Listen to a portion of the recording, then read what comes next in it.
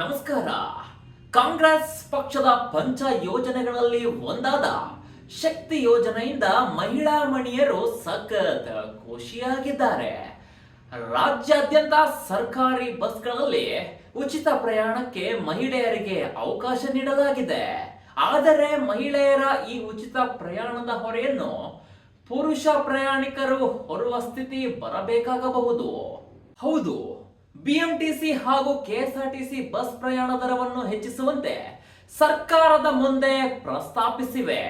ಹೀಗಾಗಿ ಪ್ರಸ್ತಾವನೆಯಂತೆ ಸರ್ಕಾರ ಪ್ರಯಾಣ ದರಕ್ಕೆ ಒಪ್ಪಿಗೆ ಸೂಚಿಸಿದರೆ ಇದರ ಹೊಡೆತ ಪುರುಷ ಪ್ರಯಾಣಿಕರ ಮೇಲೆ ನೇರವಾಗಿ ಬೀಳಲಿದೆ.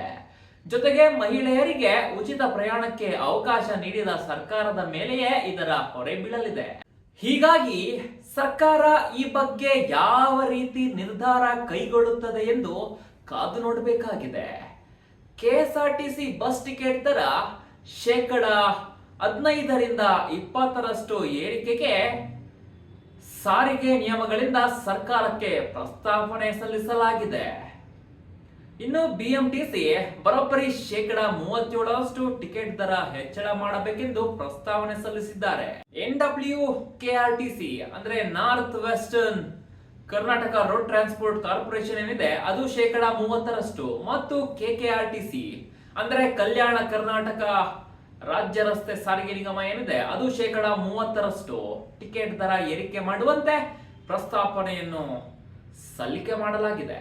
ಶಕ್ತಿ ಯೋಜನೆ ಜಾರಿಯಾದ ಬಳಿಕ ರಾಜ್ಯ ರಸ್ತೆ ಸಾರಿಗೆ ಸಂಸ್ಥೆಯ 4 ನಿಗಮಗಳ ಆದಾಯ ಹೆಚ್ಚಾಗಿದೆ.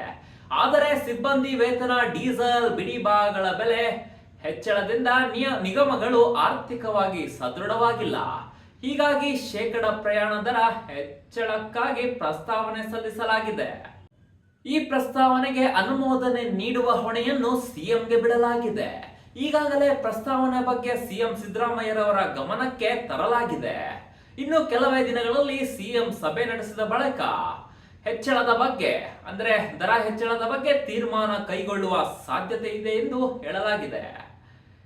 KSRTC, NWKRTC, KKRTC bus ticket ದರ ಹೆಚ್ಚಳ ಮಾಡಿ ಸುಮಾರು 4 ರಿಂದ 5 ವರ್ಷಗಳಾಗಿದ್ದರೆ ಬಿಎಂಟಿಸಿ ಬಸ್ ಪ್ರಯಾಣ ದರ ಏರಿಕೆ ಮಾಡಿ ಬರೋಬ್ಬರಿ 10 ವರ್ಷಗಳಾಗಿವೆ. 4 ನಿಗಮದ ಬಸ್ಗಳಿಗೆ ಡೀಸೆಲ್ ಹಾಕಿಸಲು ತುಂಬಾ ಕಷ್ಟ ಆಗುತ್ತಿದೆ. ಹೆಚ್ಚುವರಿಯಾಗಿ ತಿಂಗಳಿಗೆ 15 ಕೋಟಿ ರೂಪಾಯಿ ಹಣ ಬೇಕಾಗುತ್ತಿದ್ದು ವರ್ಷಕ್ಕೆ 190 ರಿಂದ 200 ಕೋಟಿಯಷ್ಟು ಹೆಚ್ಚುವರಿ ಹೊರೆ ಆಗುತ್ತದೆ ಎಂದು ನಿಗಮಗಳು ಪ್ರಸ್ತಾವನೆಯಲ್ಲಿ ತಿಳಿಸಿವೆ.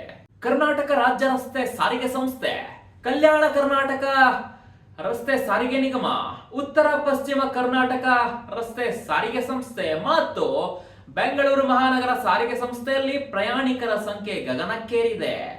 ಸರ್ಕಾರ ಯಾವುದೇ ಸಂದರ್ಭದಲ್ಲಾದರೂ ಸಹ ಉಚಿತ ಪ್ರಯಾಣವನ್ನು ನಿಲ್ಲಿಸಬಹುದು ಎಂಬ ಕಾರಣಕ್ಕೆ ಮಹಿಳೆಯರು ಹೆಚ್ಚಿನ ಸಂಖ್ಯೆಯಲ್ಲಿ ಪ್ರಯಾಣ ಮಾಡುತ್ತಿದ್ದಾರೆ.